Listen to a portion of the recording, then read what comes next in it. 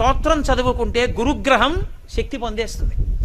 రోజు ఒకసారి దక్షిణామూర్తి స్తోత్రం చదివారనుకోండి చాలు, అంతే. ఆడవనివ్వండి, మగనివ్వండి, పిల్లలవనివ్వండి, ప్రయోజకులు అవుతారు, చక్కగా ఉంటారు.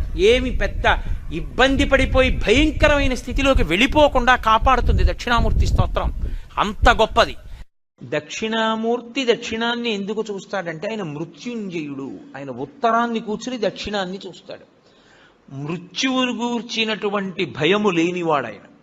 ఆయన పాదములు పట్టుకుంటే మృత్యుభీతి పోతుంది, భయం పోతుంది. అందుకే దక్షిణామూర్తి స్వరూపం అసలు సమస్త ఐశ్వర్యము దగ్గర నుండి, చదువుల దగ్గర నుండి, మోక్షము వరకు దక్షిణామూర్తి ఇవ్వలేనటువంటిది లోకమునందు లేనే లేదు.